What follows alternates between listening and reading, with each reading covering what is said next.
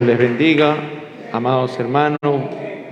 Ubíquese en el Salmo 14. Salmo 14.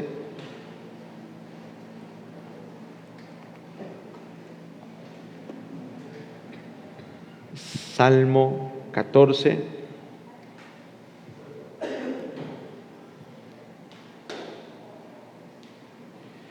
Al músico principal dice: Salmo de David. Dice el necio en su corazón: no hay Dios.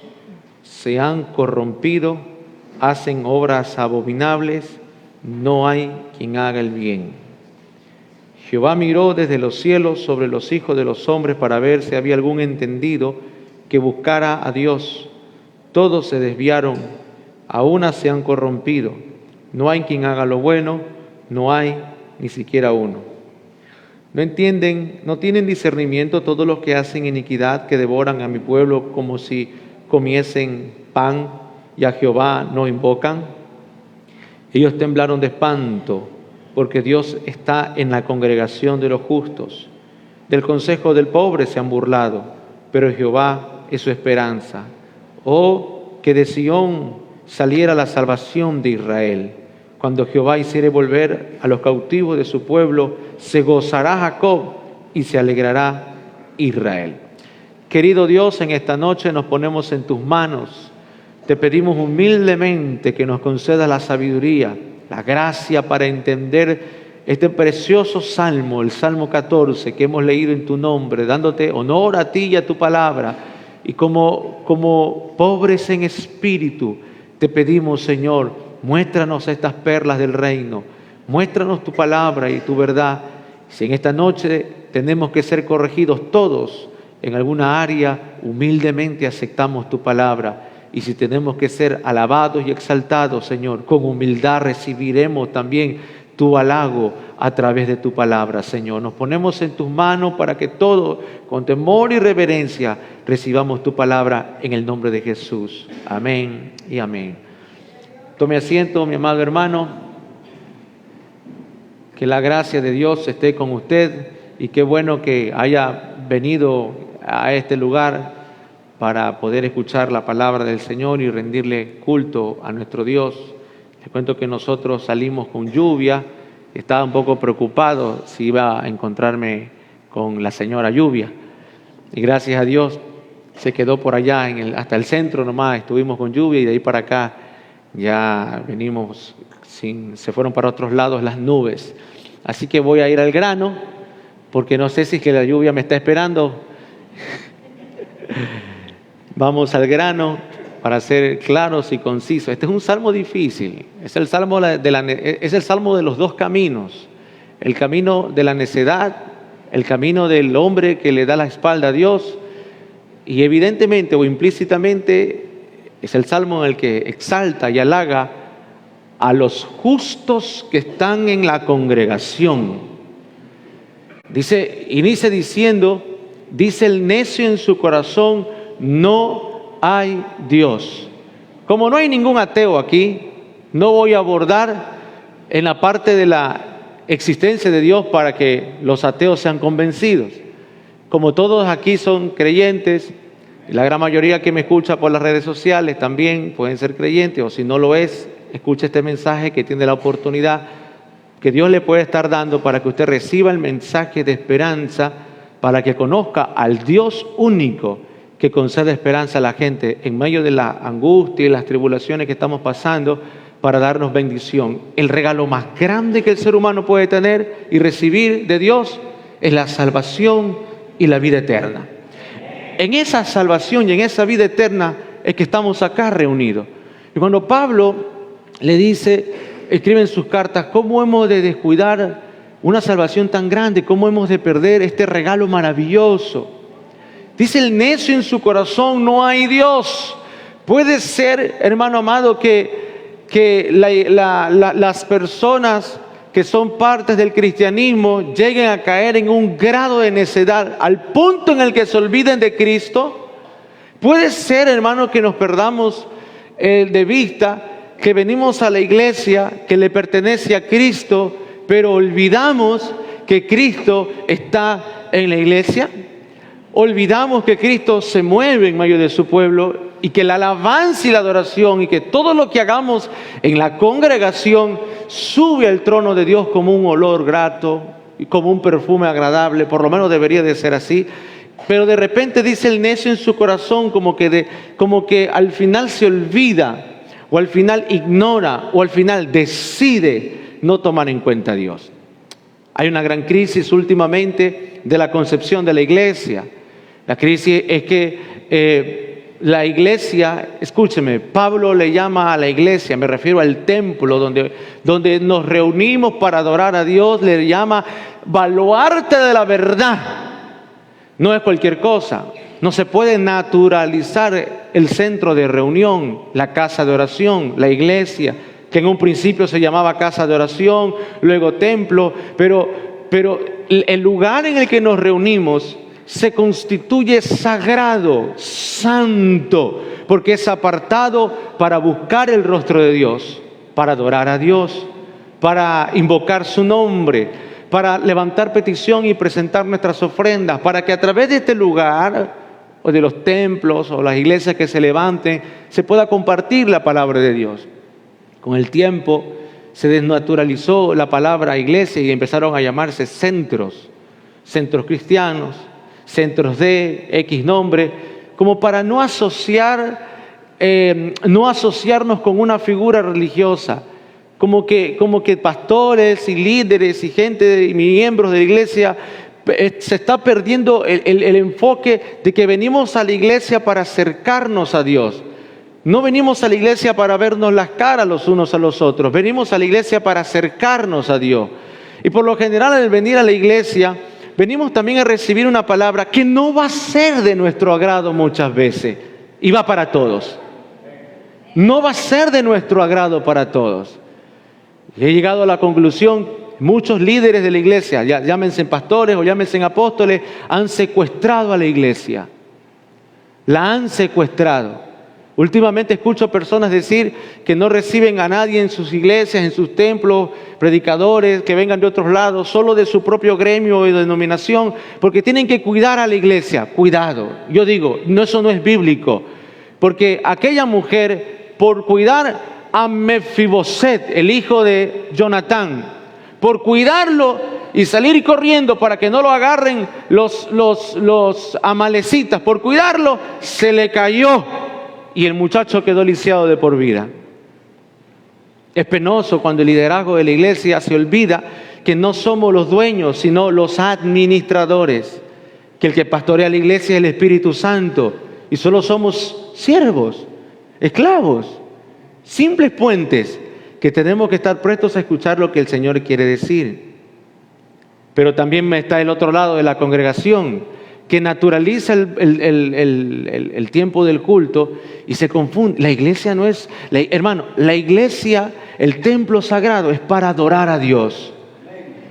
Por lo tanto hay un protocolo. No es como, ¿cómo lo puedo explicar? No es como cuando uno va a la playa, porque usted no va a la playa con Biblia o con traje y corbata. Usted va con zapatilla, va con sombrilla, va con una hielera, ¿sí o no? Va con pantaloneta corta porque se va a meter al agua, va a tomar sol porque va para la playa. Los mismos, cuando viene para la iglesia, usted tiene que tener reverencia, respeto, porque viene a la iglesia. Pero en el mal llamado lo hago para el Señor, terminamos con nuestras acciones negando a Dios. O la gente dice, no que usted va a la iglesia, no que usted busca a Dios, no que es cristiano. ¿Cómo se justifica el comportamiento? Pues el Salmo 14 dice el necio en su corazón, no con su boca, no hay Dios. No tiene respeto, no considera que es el Señor. La iglesia, mire hermano, la iglesia no es un centro de gimnasio. Saltamos y brincamos para adorar al Señor, pero no para bajar de peso. El enfoque de las alabanzas no es sudar, es adorar a Dios. El enfoque de las alabanzas no es vamos a ver cuántas libras bajo saltando y dando vueltas. No, es adorar a Dios. Y hay que tener cuidado en qué momento mi danza es agradable a Dios o mi danza le causa dolor a Dios, vómito o fastidio a Dios. Porque hay dos enfoques, el bueno y el malo, el correcto y el incorrecto. No hay punto intermedio. El agua tibia le causa náusea a Jesús. Dice, los vomitaré de mi boca.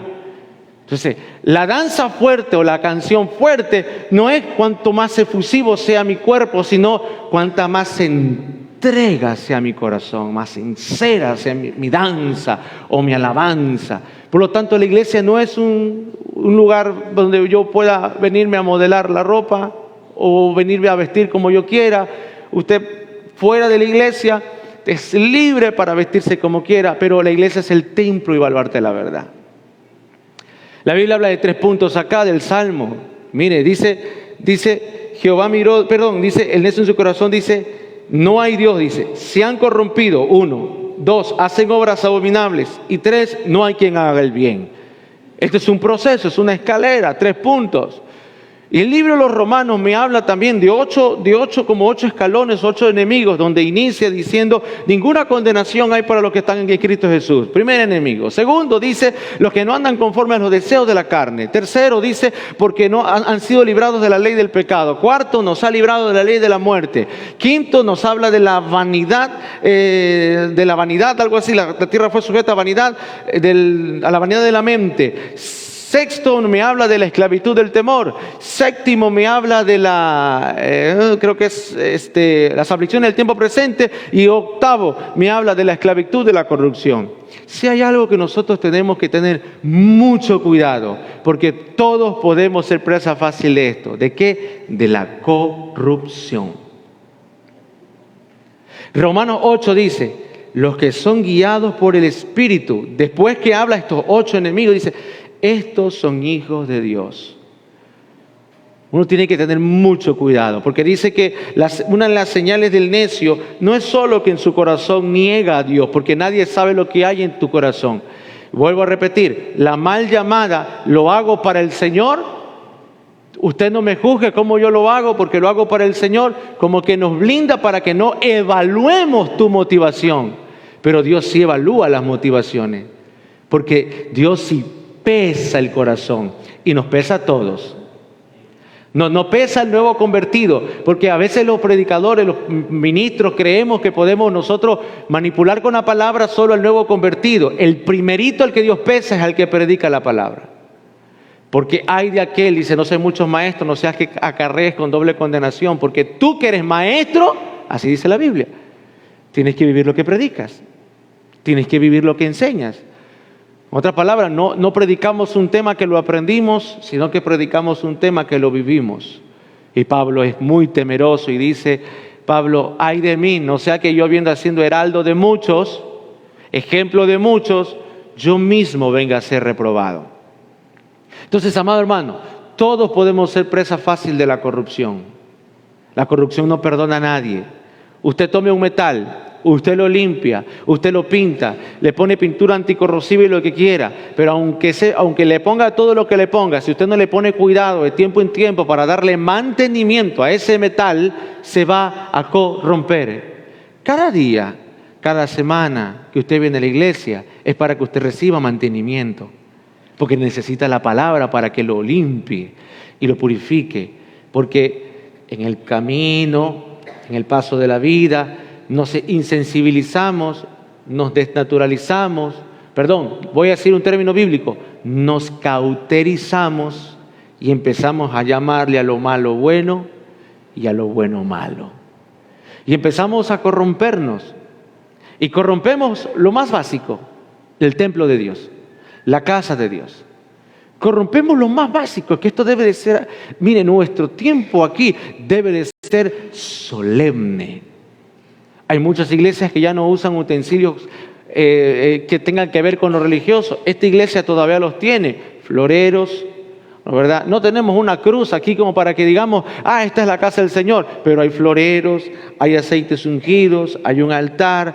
Todas estas cosas son símbolos que nos recuerdan o nos refresquen la memoria para decir, estás en un lugar sagrado. Mucho Dios observa nuestra forma de comportarnos. Nuestra forma de peinarnos, de vestirnos, de hablarnos, de mirar, de todo. porque es un lugar sagrado. Entonces hay que tener mucho cuidado con eso. Dice, si han corrompido. Cuando uno no corrige el tema de la corrupción mental y las cosas como están en el corazón, viene el siguiente punto, dice, hacen obras abominables. ¿Cuánta gente ya no confiesa su pecado?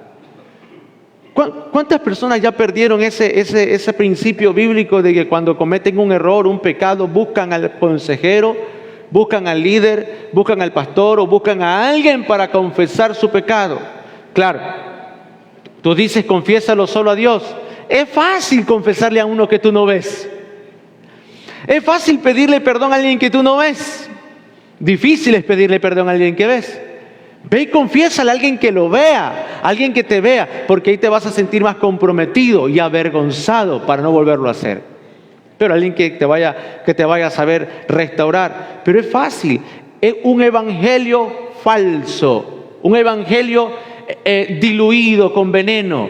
Aquel que te diga que no confieses tus ofensas a otra persona, porque Santiago es claro cuando dice, si hay pecado, confesad vuestras ofensas unos por otros y orad los unos por otros. Y si hay un enfermo entre vosotros, es decir, si ese pecado ocasionó una enfermedad, una dolencia, usted no sabe cuánta gente tiene cosas ocultas en el corazón y eso los enferma, eso los daña, eso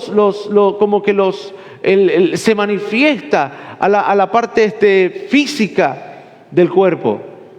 Uno cuando lo confiesa, uno cuando pide perdón, uno cuando pide ore por mí porque estoy en tentación, demuestra su humildad y Dios te da la gracia. No impresionamos a Dios con creer que somos lo suficientemente fuertes. Todos somos débiles y todos necesitamos de oración. Moisés, el que dividió el mar, necesitó de Hur y de Aarón para que le levanten las manos. Le hago la pregunta a usted, ¿necesita de que alguien le levante las manos? Todos las necesitamos. Y es bueno que usted tenga un consejero, tenga confianza con alguien y le diga, mira, te comparto esta carga. Si no, Pablo fuera loco para decir sobrellevar la carga los unos a los otros. Si no estuviera equivocado, Pablo. Pero la corrupción que hay en el corazón, que no se ve por fuera, empieza a manifestar haciendo obras abominables. Obras a las cuales Pablo en su momento dice, no conviene ni que se mencione entre nosotros. No conviene ni que se hable entre vosotros. Obra abominable significa cosas que se escapan de nuestro pensamiento.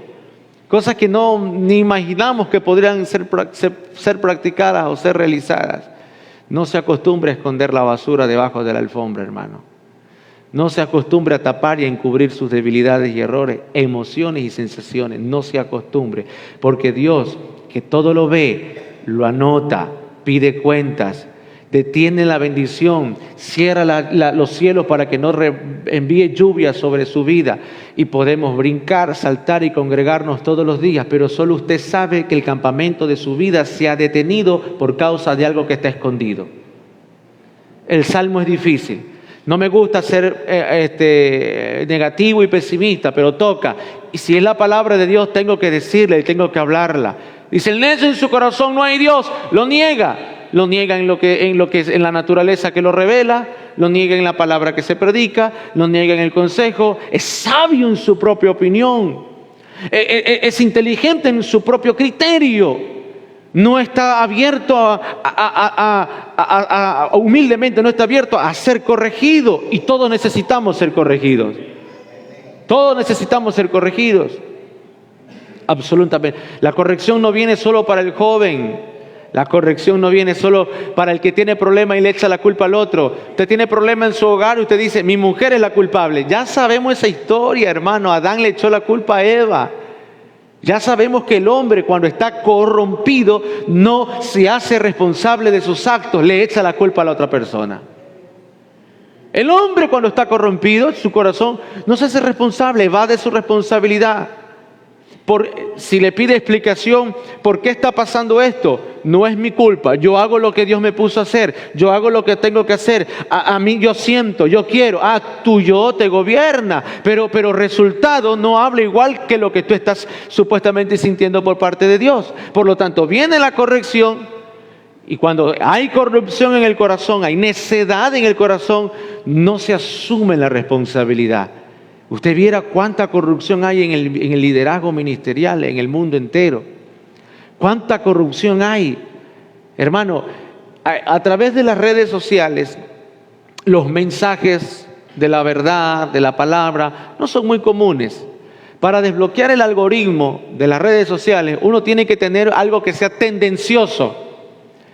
Fomentar una crítica, fomentar un chisme o hablar algo que es mentira. Entonces, como las redes o el algoritmo es parte del sistema de este mundo, necesita el engaño para ser masivo. Necesita lo necio para ser masivo. Pero cuando se trata de la palabra de Dios, no se masifica. Hay muchos ministros que echan mano de esta parte, la iglesia no es un circo para pasarnos a contar chistes. Y que alguien dice, es que para tener contenta a la gente tengo que tirarme unos cuantos chistes. Si alguien no quiere estar contento con el mensaje de Cristo, no está listo para ir al cielo. Porque no lo voy a tener contento acá contando un chiste. Está bien un rompehielo, pero el mensaje tiene que ser dado como tal. Es que, hermano, es que la gente se aburre. Si te aburres con el mensaje de Cristo, no estás listo para irte al cielo. No te estás preparando para ir al cielo. Y tengo que decir la verdad. Tú vienes acá para que te preparemos para irte al cielo. No te estamos preparando para que te quedes el día que suene la trompeta. Sea por tu alma o por tu vida.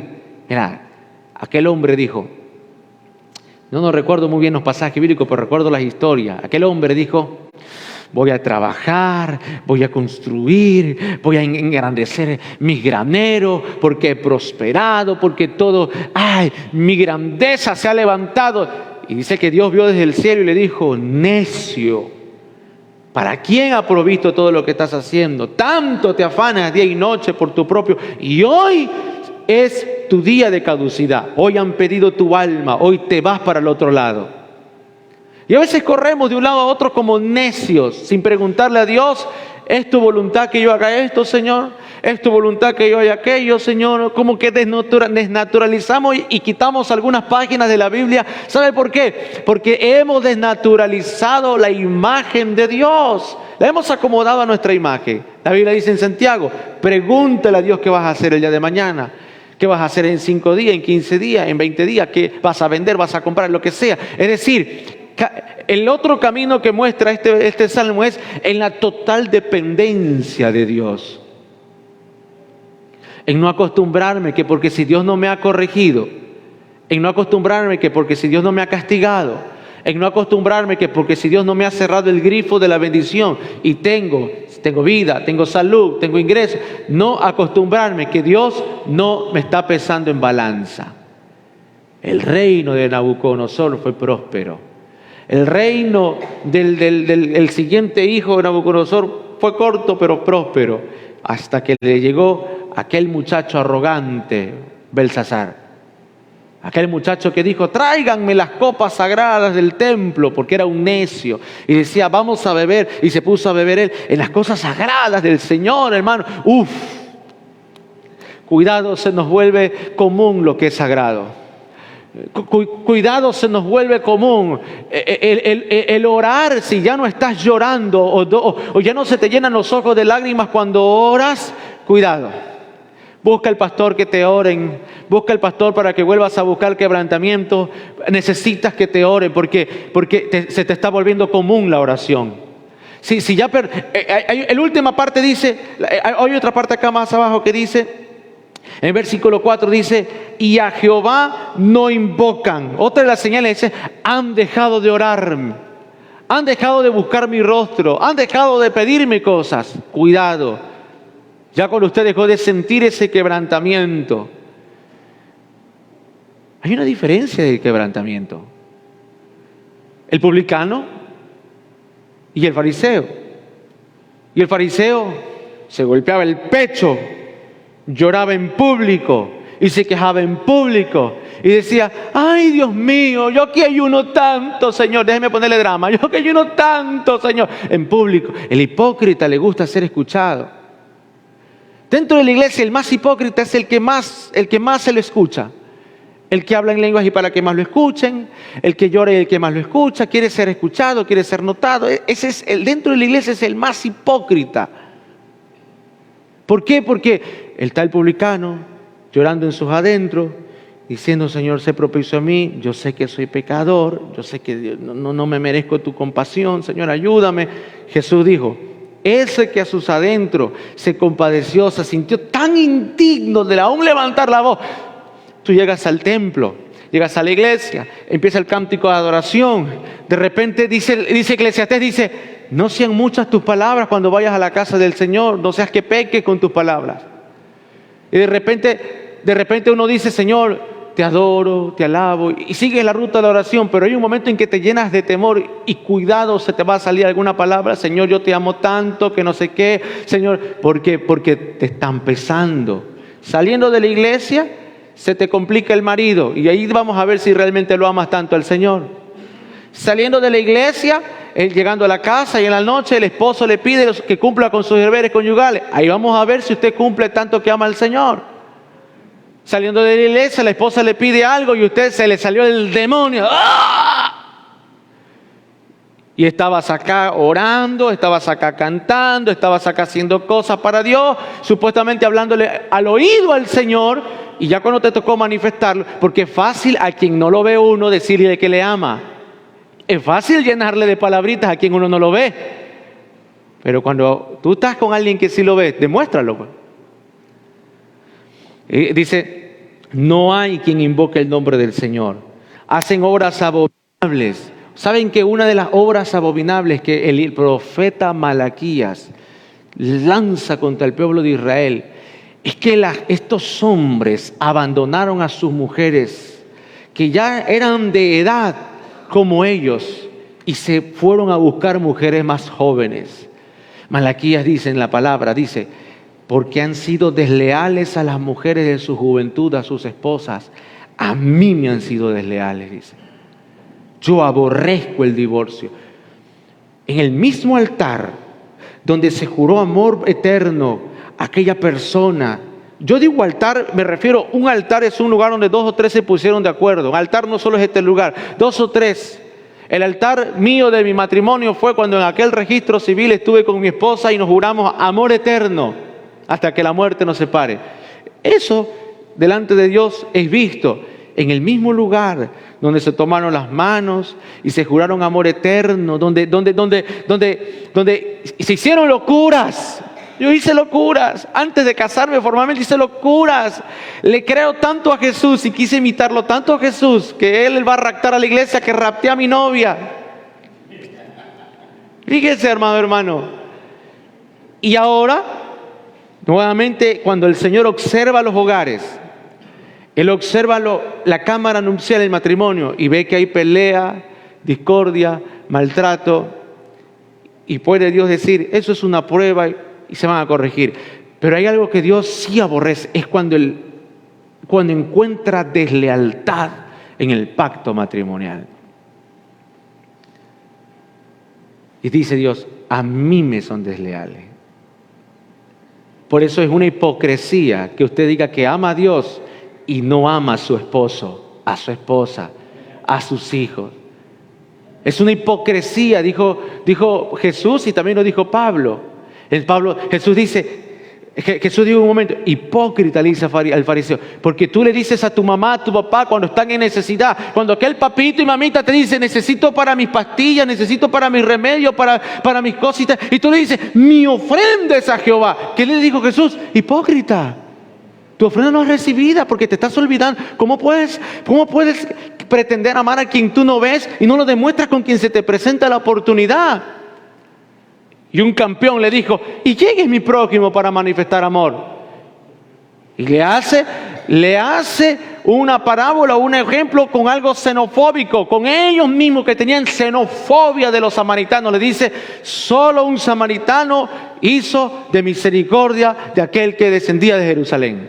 De ustedes que son racistas, solo un samaritano lo hizo. Y luego Pablo más adelante le dice a Timoteo, si alguno no provee para lo suyo, mayormente para lo de su casa, es peor que un impío. Son verdades que son molestias, sí, hermano. Por eso lo voy a terminar en 10 minutos. Porque no quiero que me tire piedra, ya que me veo una vez a la semana. Pero este es el salmo que me tocó. Ya el salmo 15 ya es más amable, pero toca. Dele un aplauso al Señor, toca. Aleluya.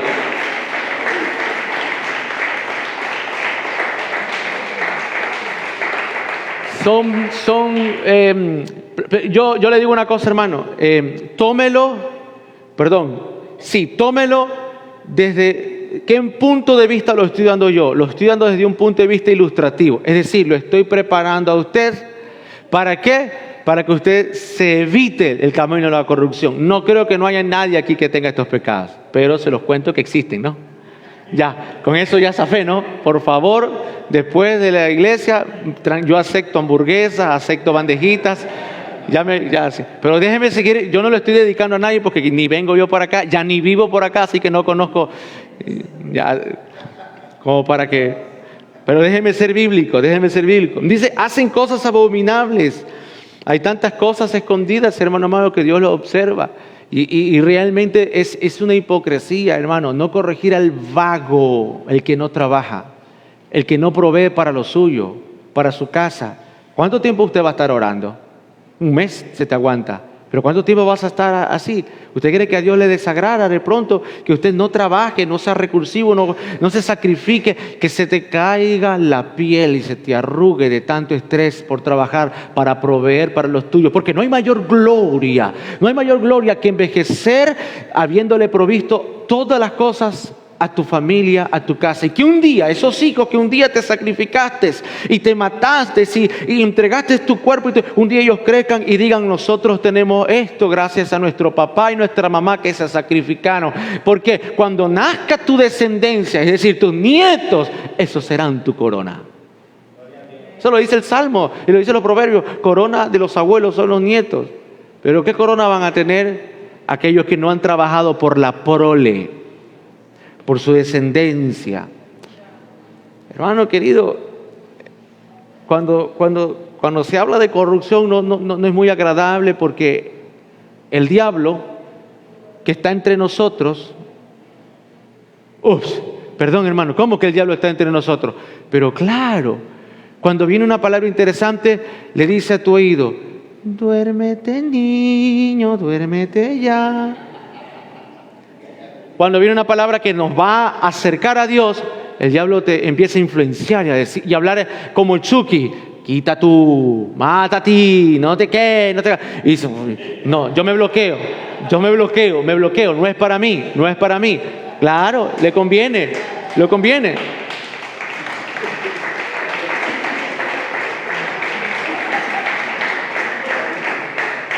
Hacen obras abominables. Y no solo eso, dice, no hay quien haga el bien. No hay quien haga lo bueno. Le digo una cosa que es súper grave, gravísima. La gente piensa que el juicio de Dios, después de muertos, hablando, el juicio final, será por las cosas buenas y las cosas malas que el ser humano haga. Les tengo una mala noticia. Eso era antes de Cristo.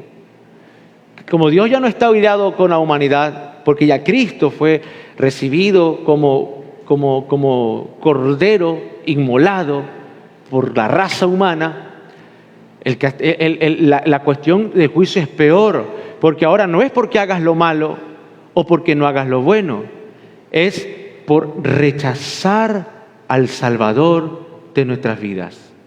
Es por decidir no conocer a Jesús, no seguir sus caminos, no aceptar su sacrificio.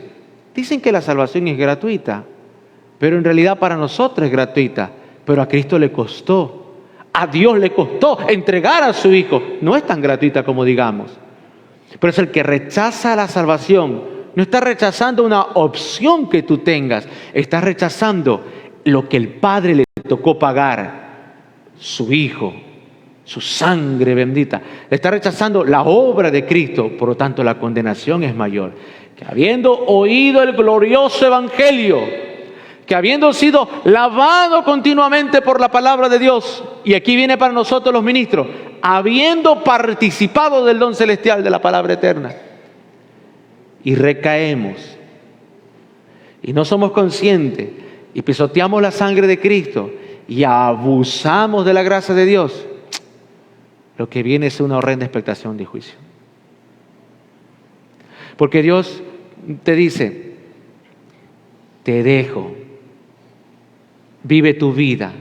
Tú escogiste ese camino, consíguelo. No dice que te va a quitar del camino. Tiene Dios que amarnos mucho para corregirnos y castigarnos e impedir que nosotros cometamos un error. Pero dice, al final el proverbio dice, es un camino de muerte el que uno escogió. Quiero hacer esa reflexión. No esté tan tranquilo si usted sabe que tiene cosas que no son agradables a Dios. ¿Por qué le hago esta pregunta? ¿Se comportaría de esa manera en el cielo como usted se comporta? Porque esta es la prueba de fuego. Dice, ¿cómo yo sé que estoy bien y estoy mal? Muy bien, haz este examen. ¿Harías lo que tú haces? ¿Dirías lo que tú dices? ¿Pensarías lo que tú piensas en el cielo? Delante de Dios. Usted viene a la iglesia. ¿Le rinde culto a Dios aquí en la iglesia como se lo rendiría en el cielo delante de Él?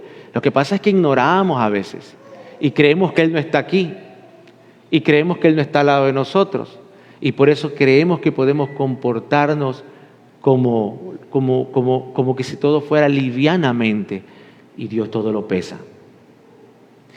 No hay quien haga el bien. Fíjese, todos se desviaron. No tienen discernimiento, es el cuestionamiento que hacen, dice. No tienen discernimiento todos los que hacen iniquidad, que devoran a mi pueblo como que si comiesen pan.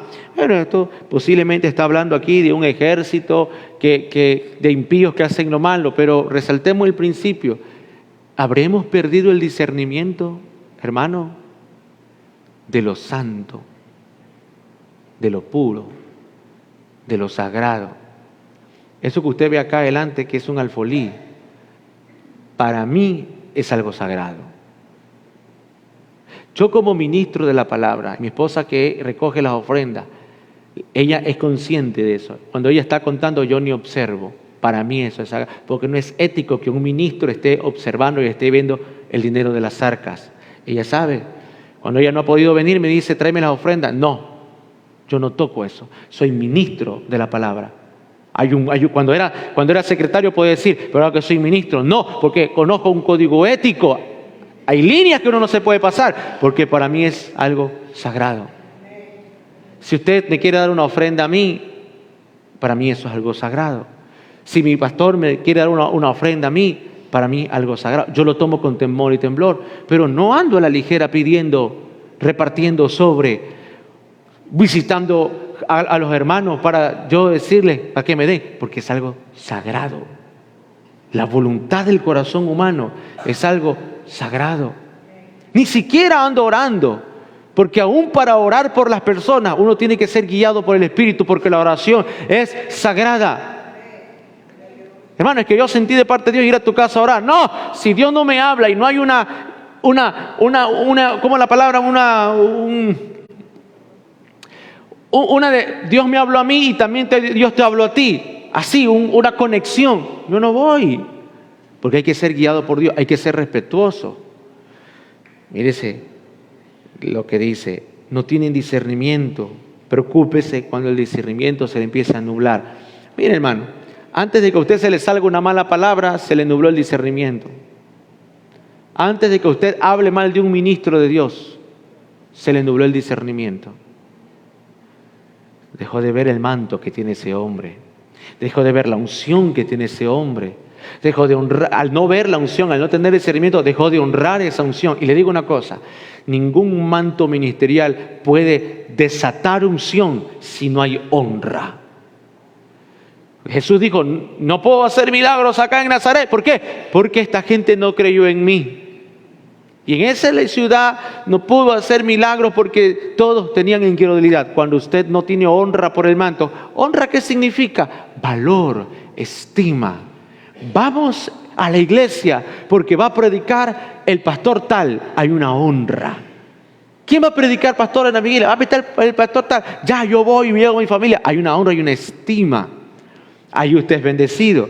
Pero si usted vuelve todas las noches que usted viene como algo común, ¿por qué viene a la iglesia? ¿Por qué hay que ir? No porque usted tiene una expectativa. Se volvió común el sistema cultico. Y Dios ya no se manifiesta. Y Dios ya no habla. Hermano Iván, ¿cómo que Dios no se manifiesta y no habla? La señal de que Dios está en un lugar es que hay continuo cambio y transformación del ser humano. Es que hay arrepentimiento. ¿Cuántos vieron el avivamiento de Asbury? El Espíritu de Dios mandó un mensaje al mundo entero a través de ese avivamiento. Y alguien dice, ¿pero quién predicó? ¿Qué mensaje dio? Entendidos en el Espíritu. Escuche, ¿cuál es el mensaje que dio? Que Dios todavía sigue respondiendo oraciones genuinas y sinceras de gente que lo va a buscar sin protagonismos.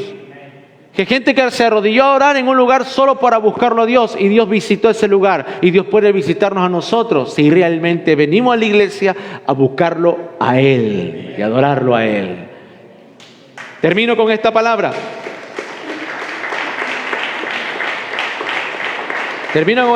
Miren.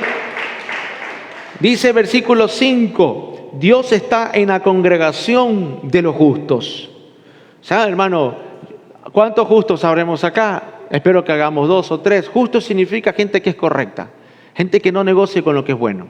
Gente que no negocie con lo que es correcto.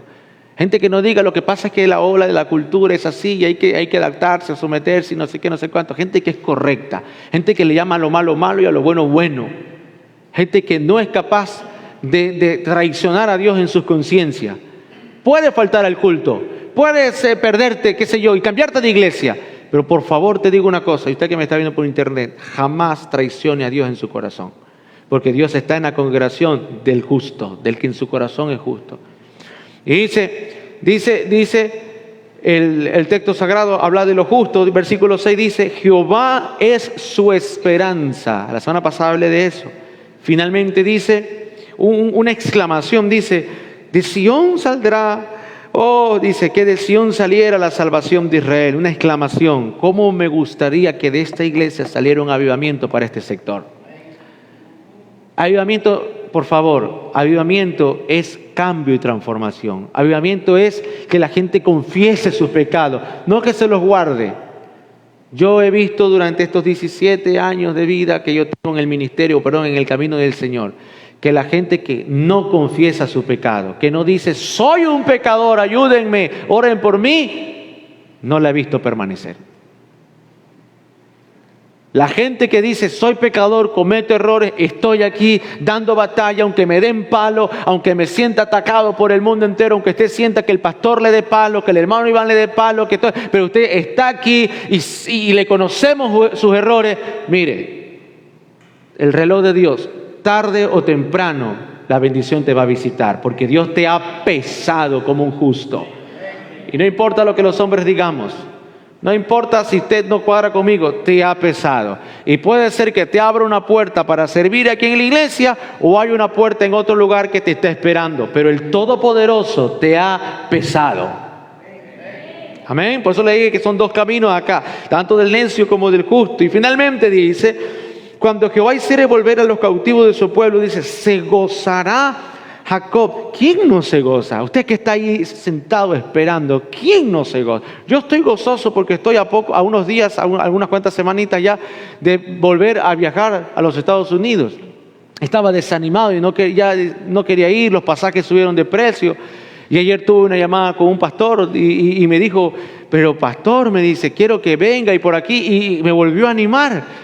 Porque a veces yo me sentía como en la caja. Solo voy a predicar en la iglesia aquí, en mi suegro. Y como en la caja. Y de repente se abrió una puerta que no tiene nada que ver con Nuevo Pacto, sino con la costa oeste, no, sino con la costa este, con el otro lado. Alguien que ni conozco. Y se cumple lo que dice la palabra en Isaías. Gente que no te conoció, correrán a ti.